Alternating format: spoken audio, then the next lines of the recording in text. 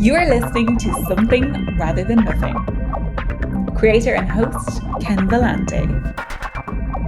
Editor and producer, Peter Bauer.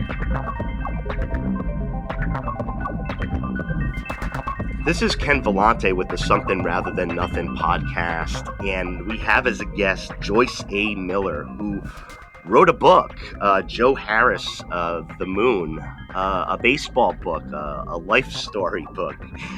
Joyce, welcome to the Something Rather Than Nothing podcast. Well, thank you. Thank you for having me. It's really a pleasure, and I've enjoyed the book, and I'm leaving the contents of the book largely in your hands about what to reveal. But prior to getting into your writing, your art, I wanted to know when you were born, were you an artist when you were born?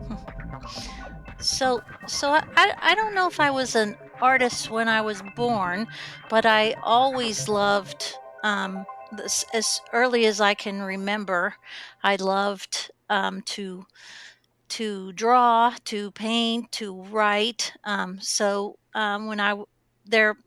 there's a story of when I was a little girl that I would sit on the bookshelf where the World Book encyclopedias were, which were our Google at the time, Yeah. and and uh, my dad would ask me, what are you doing? And I would say, well, I'm a city book, like sitting, but city. So Yeah. so that was, that's kind of the first memory I have. But so I always like to write stories and draw pictures, and I would write stories about inanimate objects around our house and bring them to life. Um, of course, then I went down a different path, I guess, in a way. My When I got to high school age, my parents weren't really crazy about college. My mother owned a bar, and my dad was a blue collar worker. He worked for a company that made sheet metal kitchens for fast food restaurants. And so neither one of them were crazy about college and didn't really think it was, the way to go. And so my dad told me that, I should learn a trade. And so I was really good at math, even though I liked um, art and drawing. So I decided to become a draftsman. So I went to school, and at that time we worked on a board with a pencil and a straight edge and a Yeah. compass and a triangle. And we didn't have the computers that we have now, but I kind of started down that path. And I the first couple places that hired me mostly was because I had pretty writing. And one place in I grew up in Pittsburgh, so one place in Pittsburgh, I worked at a company that had its drawings destroyed in a flood, Oh. and I spent most of my time retracing them. And then I ended up working at a nuclear physics laboratory. Um, so so I don't know if I was born an artist or just kind of followed a path and ended up where I ended up. Yeah, I just wanted to ask one general question Mm, about that, Joyce. mm, I'm really fascinated by different types of knowledge, and I think a lot of times we end up talking about, science and art in very distinct ways. But I do find that within science and folks who do science, they end up talking art a lot, particularly around some of the speculative aspects of that. Could you give us a little bit of insight since your mind has operated in creating and in that? Did you have some thoughts about, maybe the conjunction or how that works for you? Well, I think a lot of the scientific fields, and for me, I worked at a physics laboratory, nuclear physics. A lot of the physicists also were musicians, and many of them were also artists. Did paintings, did etchings, those kinds of things. And I think that, in all of science, I think there's a beauty. If you look at I think was Richard Feynman. He was a famous physicist, and he said, you know, most people can look at a flower and see the beauty in the flower, but he said I can look at it and see the beauty in the cells. I can see the beauty. It goes so much deeper, Yeah. and I think for me to do design work for the physics laboratory, you had to be creative. You were working, on cutting edge technology, things that maybe had not been done before, and you would have to, think outside the box and think. I can give you an example. One we had a target one time that the physicists wanted it to go up over 800 degrees Celsius, but at the same time they wanted it to be non-magnetic. So as we're designing this target, we have to think about, well, okay, we can't use metal, we have to use ceramic because it has to go to a high temperature, but it can't be magnetic. So there were always cases like that where you would have to be really creative to think of the things that you needed to do. So Yeah, I appreciate that, and it's one of the things that I've noticed, and I particularly enjoy. I think for myself, my interests become in those creative and speculative aspects of of physics. Now, but let's jump over a tiny bit and say, okay, so now you're figuring out that problem. Now we get a different problem. Now you got words, right? And you're right. trying to reconstruct and write, you know, a wonderful human life, baseball story. Your book that you Mm-hmm. published, Joe Harris, the Moon. Hmm. Can you tell us about that book? And a big reason why we're chatting about your decision to kind of Sure. tell that history and tell that story and how that worked for you. Sure, sure. So, I believe that storytelling is an art form in its own right. And I always liked to write when I was younger. And then, of course, I went down this path and had to make money to support my kids and my greyhounds. And, um, and so so when I retired in 2019, and I decided I wanted to get back to writing. And so I had this story in my mind that I had heard at our, family gatherings and things like that we had this Uncle Joe who was my granduncle, so he was my grandfather's brother, and that he played baseball, and that he was kind of a hometown hero, and he was that went on to play in the World Series. And so I thought when I retired, I'm going to tell his story.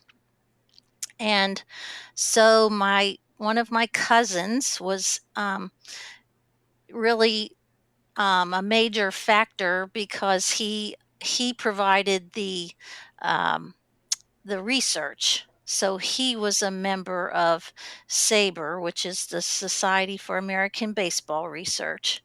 And he had done a lot of looking up old newspapers and following old box scores. And so he had kind of pieced together the baseball parts of it. And then, so I took those parts, and then I kind of filled in the gaps. And I really didn't want to make it a true biography, although it does follow his life pretty much. He had a fascinating life, so I didn't have to make up too many things. But I went back and kind of filled in the blanks of things that were happening in the world at the time, and which was really interesting for me to go back and find out all those things and to tell his story. Yeah, it was and that piece there too. And I've had a few guests, with baseball books and around baseball, and for me, um as far as the book itself, for my attraction to it, I mean, yeah, I work every day on workers' issues, so like that kind of working class and Mhm. options that people have, like how do you have a big dream as a working kid? Like what do you do about that, and how you navigate and what accidents there are along the way that bounce you one way Right. or the other. Right, and part of the whole part of his whole story was, when the major leagues were first organized, they were the baseball players really got the short end of the stick. They needed you, Ken. For a um, you know, while, for a yeah, while, yeah. and they got traded around. They had really no say so in any of their lives. And so that's my cousin and I talked about this.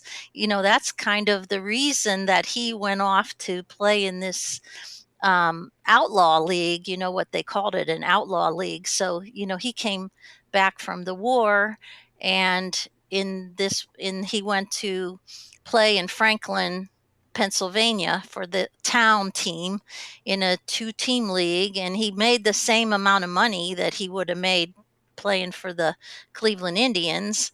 But it was a risk because he knew that he may not get back into the major leagues if he did that and it didn't work out.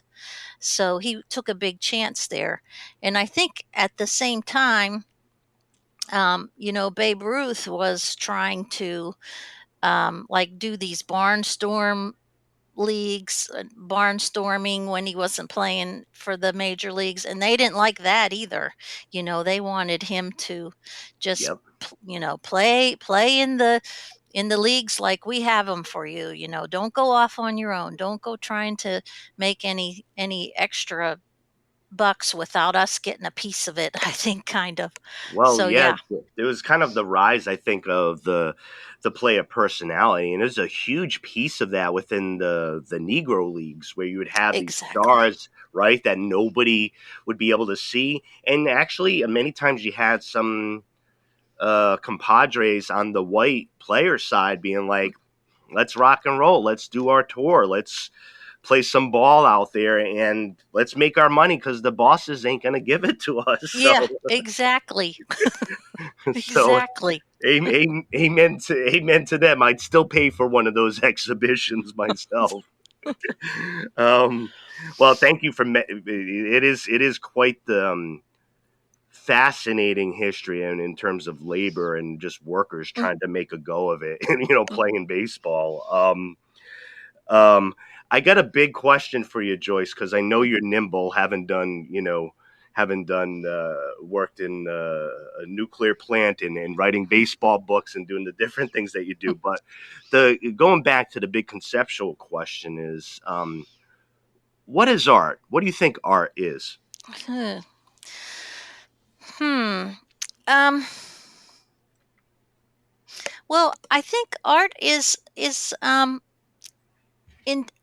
I want to call it creativity. I think art is like an intentional creativity. I think it gives you a path um where your energy comes from. So whether you're writing or painting or drawing or dancing, whatever it is, I think that it it's that pathway. It provides a pathway to your energy, your own energy. Yeah. Yeah. And I enjoy you saying creativity as well. I bounce back on this the whole time, right? Creative processes Mm-hmm. and art. On that and related to that, Joyce, what do you think the role of art is, for you as an artist or for us who consume it? You got art out there, you got creativity out there. What's it supposed to be doing for us when it's out there? Well, I think it's to provide a connection. I think it's to provide a connection to one of us to each other. Um, I can give you a huge example from last year here in Richmond. Um, we have we have a street here in Richmond which is called Monument Avenue, and on Monument Avenue, at every intersection, there was a statue of a Civil War general or soldier, hero. One has Robert E. Lee, and one had Jackson, and one had A.P. Hill. So anyway, last summer during these protests, um, those statues and their pedestals were turned into um, pieces of art, really, for lack of a better term. They took the statues away, all except for Robert E. Lee, because that one is owned by the state. So it's still in some negotiations, lawsuits, and things like that. But the base of the Robert E. Lee statue last summer was spray painted.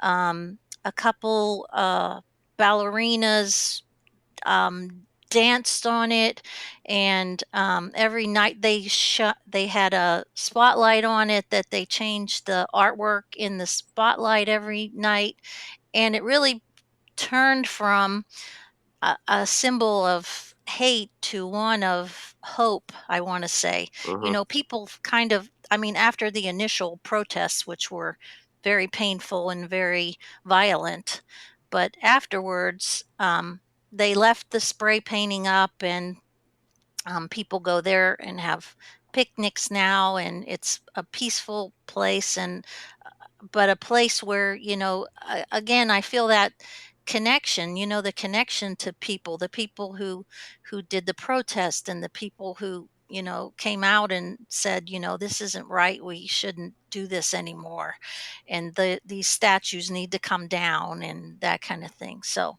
Yeah, that transformation of it, and yeah. yeah.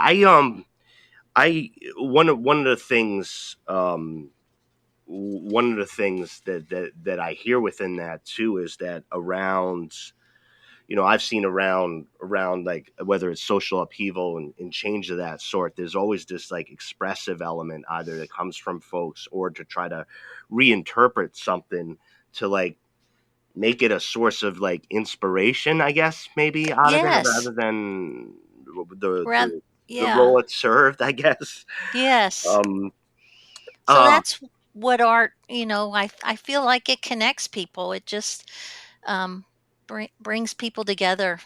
I think the connection word has been big for me. It's also been big in another context. I remember hearing a surprising definition by Russell Brand of he's talking about things like sobriety and suffering and saying that, the opposite of those things is connection. We're all just like thirsting for Mm, connection, and you know, sobriety is really just this attempt to be able to connect with other humans, and like art mhm, has a lot of that as well. It's like I put up this wild, crazy thing that no other person in the entire world could even like connect to. Somebody sees it and be like, "Oh my god, that's my nightmare. I feel better." Somebody put mhm. it out there and they connect Yes. to it, and it means something. You're like, "Oh, I'm not that wild and alone at the moment," right? Mhm. Mhm.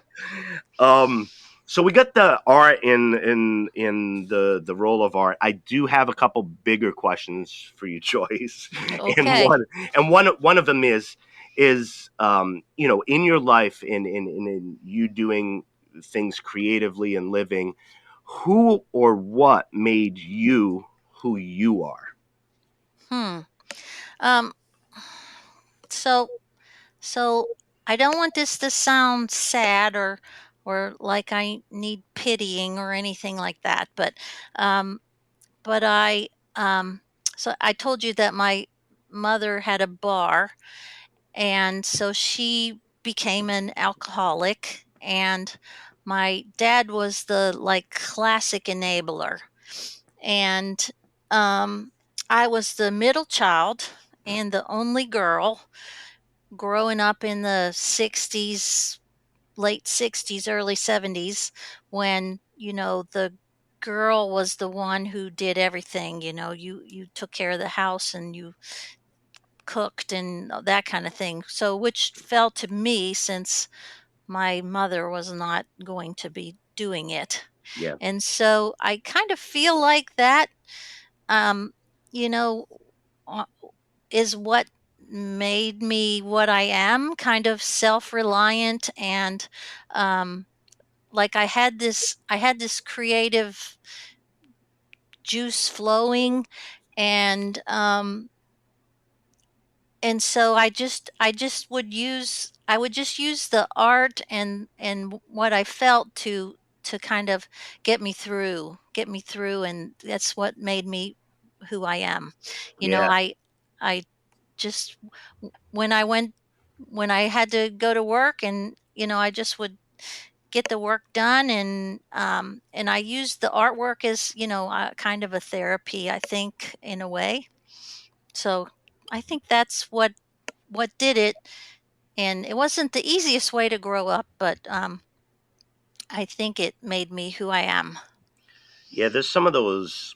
I don't know. I see sometimes harder habits that we pull in when we're younger. I could see them too. I don't know, Hmm. something around hard work, taking care of it myself. There's a problem, I got to scramble around and fix it. So there's this behavior that ends up getting ingrained and ends up being very meritorious, I think, but also Yes. it tends to be very what? Exhausting. Sting. Yes. Yes. And maybe if we had an easy path, we wouldn't be the way we are, I don't know. um, uh, we're speaking with Joyce A. Miller, and earlier on, when I was talking to Joyce, I was telling her one of my great loves is literature. I enjoy comparative lit, studying literature, self-taught, taught at the university. Love books. Joyce, you love books as well. I just want to ask an open-ended question. You got another book or books in you, or is there a style and type of books that are coming out now where you're like, wow, this is really happening? So what about books? So I do love books. I have a big pile. My to be read pile is huge. um, but anyway, so so yes, I'm retired, and I've endeavored on this writing path, and the first book was successful. A lot of people like Joe Harris the Moon. So, but my next book, what I've been felt called to do, is to write a memoir about my time in greyhound adoption.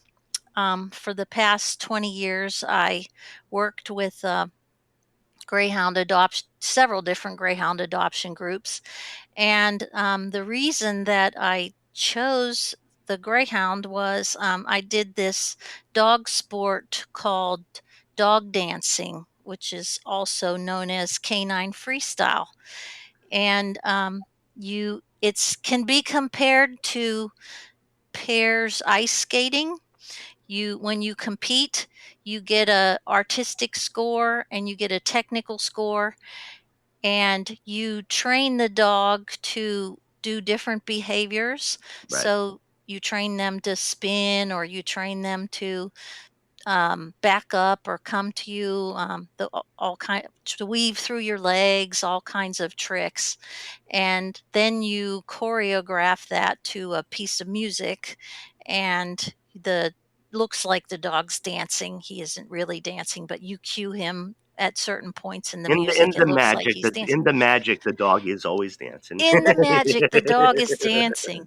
So I wanted to write a memoir of um, just like how I started out. I wanted to get a greyhound because I'm a big woman and I wanted a tall dog, and I thought, well, the greyhound will look good in this dog dancing thing. And of course, I didn't realize how hard they would be to train to do that, because when they're trained to race, they Train the race. basically run or they lay down.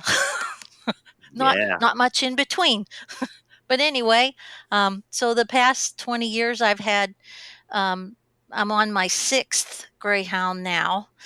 And also during the course of those years, I did the home visits for the Greyhound adoption group, and you wouldn't believe, or maybe you would believe, the things that people tell you and show you when you go into their homes for just a half an hour to Yeah. talk about dogs. Well, absolutely. And one of the things I wanted to say, Joyce, about this particular topic, and it's just, where I grew up in Rhode Island, and there was a the legalized form of betting at that time, primarily in the Was 1980s, was really on greyhounds, and Greyhound racing. in Rhode Island, it was there was always questionable business interests involved, including the mafia and otherwise. And so, Mhm, even as a kid, I was aware that I went to it. It was something culturally that he did. But as I watched and I heard stories from what happened to the dogs, mm, I, as a young kid, was horrified. mm, And so that's closed down now, and that's kind of part of the past, at least there. But I've always held on to those who reach out and help greyhounds, mm, whippets, and other, particularly from that racing scenario. mhm, So I want to tell you, I know personally, or I've had that caring for me personally when I was a mhm, little kid, and I want to personally thank you mm, for doing that, because each time I've thought about adopting, or I've been with somebody I care about in a mhm. relationship, greyhounds always come up. So I've been Yeah. talking about them as maybe as an adoptive. So I just wanted to point that out, and Mm. thank you for that, Uh, Joyce. Yeah, and it's just like baseball or any other industry, that you have good people and bad people, right? And there's always a few bad apples that spoil it for the rest. The greyhounds love to run. I mean, they love to run. And if it was all where everyone did what they were supposed to do and took good care of their dogs and kept the tracks in good shape, greyhound racing would be a wonderful thing. But it just, because of a few bad apples, it's just been ruined for everyone. And now there's only 3 states in the United States where greyhound racing is still legal. So one is West Virginia, one is Iowa, and one is Alabama. And so the people who adopt them for pets, and they make wonderful pets. They're Yeah, I've heard just that. docile and so easy to take care of. They're like cats. They're the dog version of cats. It might um, be a good in between for me at the moment. yeah, yeah. So that there just won't be greyhounds to adopt anymore. Going forward. Um, So I thought this is a prime time to write this story, to say what it was like when I started and what it's like now, um Yeah, and and I appreciate that too. And like I said, for that particular breed, and some of the particular abuses that that breed suffers, and some of mhm, the kind of the better part of the story, of right. chances afterwards. We're gonna jump from greyhounds to the big question, Joyce. I mean, this is the way the show goes. We just go from one Okay. thing to the next. So the big question is, why is there something rather than nothing? So, So stories matter, and we see ourselves reflected in the stories that we tell. And um, when someone gets one of my books, I always write in it, um, "Show up and shine," because I think that's what my Uncle Joe did. I think that he showed up, and I think when you show up, that's something rather than nothing. Yeah, I that stood out to me. The inscriptions show up and shine. It meant a lot because for me it sounded like just right off the bat, be there, do your thing, say Hmm. your thing, play your Hmm. baseball, write your book, sing your Hmm. song, do it, right? Do it. Just show up. It's 90% of the battle, I think. I love it. Just show up. I love it. Thank you, Joyce. Everybody, we've been talking to Joyce A. Miller, and Joyce, I want you to properly lead the audience to your creativity, to the book, to the website, however you like to be able to connect. I love folks if they have an interest in great stories in history and baseball, working class heroes and fighters, Joe Harris, the Moon. But Joyce, where do folks go to find you and your creativity? Right, so they can go to my website, which is www.joyceamiller.com. And on that website, you can connect with me either by signing up for my newsletter, or where you'll get things every month, or um, there's connection to my Instagram page, and they can follow me there. So, but the easiest way is just to go to the website.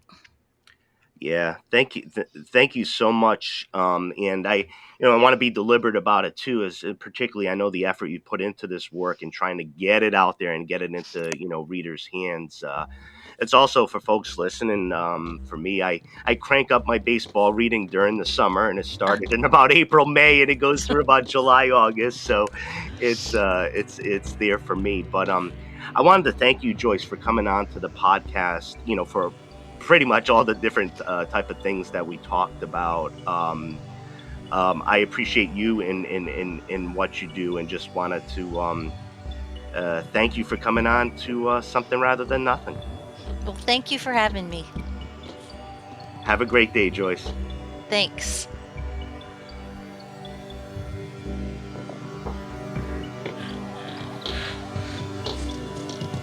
This is Something Rather Than Nothing,